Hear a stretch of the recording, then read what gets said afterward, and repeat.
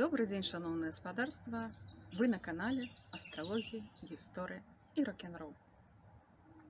Сегодня я хочу поговорить про рок-н-ролл. И рок-н-ролльная сегодня будет тема мужчины, элегантность, прыгажосць і эстэтыка. Звычайна гэтую тэму адносна мужчын не вельмі такі кранаюць у нашым свеце. Но што рабіць, калі пра Арыстоцеля мы не пагаворым, да інтэлектуальны ўзровень далёка не ў кожнага, які бы мог дасягаць узроўня Арыстоцеля, Платона або Машара і іншых.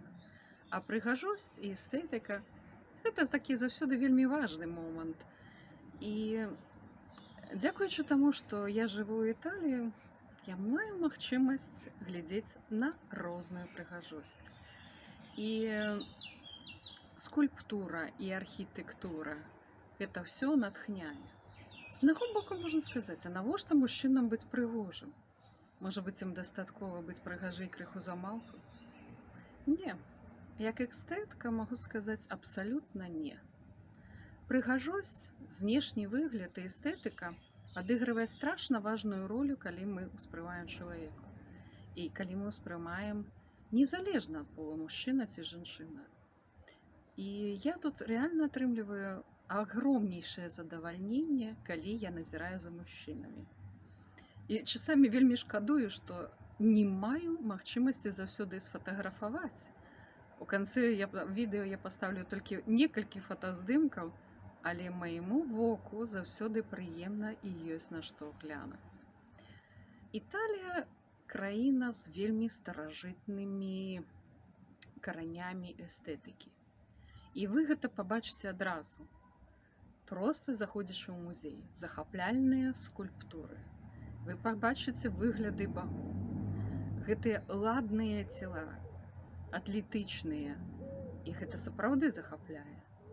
Таксама гэта старажытны Рым, ён адсылае яшчэ і да старажытнай Грэцыі, дзе гэта было папулярна, і дзе развівалася такое паняцце, як пайдэя, што чалавек павінен быць не толькі разумны, але і прыгожы. І мы ведаем, што, напрыклад, філосафы старажытнай Грэцыі удзельнічалі ў алімпійскіх гульнях. І вось гэта прыгажосць і эстэтыка, яна насамрэч нікуды не знікае.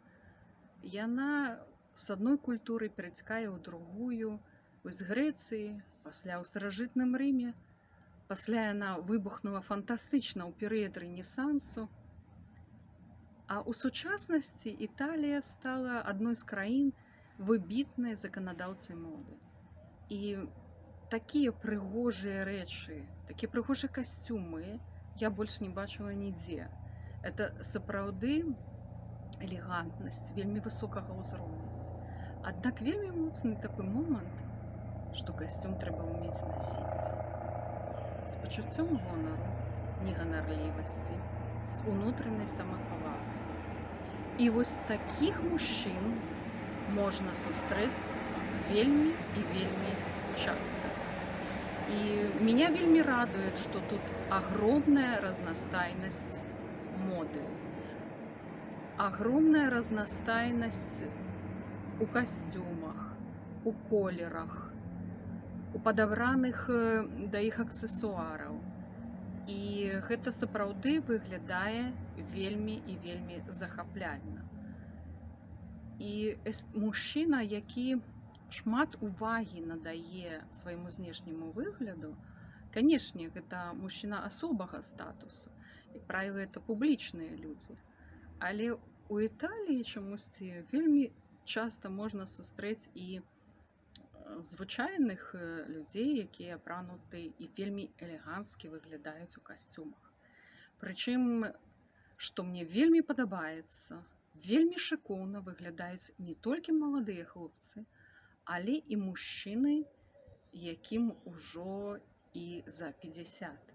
Яны выглядаюць так, што на іх прыемна глядзець. Ты ніколі не скажаш, што гэта там мужчына ва ўзросце, стары і так далей. Не. Вельмі элегантна падабраны, усе колеры, ўсё на сваім месцы. І сапраўды, гледзячы на такіх мужчын, ты разумееш, што У любым узросце можна выглядаць вельмі добра, вельмі прыстойна, і гэта будзе надаваць нейкі чароўны такі шарм, і гэта такая вельмі прыемная рэч, якая сапраўды робіць гарманічнае такое ўражанне ад чалавека. На днях, калі я збірала матэрыялы для гэтага відэа, таму што то, што я расказваю, это адно, а все ж таки хочется паказаць. І вось думаю, што не выпадкова я потрапіла на паказ мужчынскай моды ў Фларэнцыі. Правда, не то, чтобы я туды білеты купіла, каб ведала, канешне, купіла. Проста выйшла на бераг рэчкі, а ўнізе адбываецца паказ. Таму я далучаю гэтыя файлы з паказу моды, дзе вельмі прыгожыя хлопцы паказваюць розную вопратку.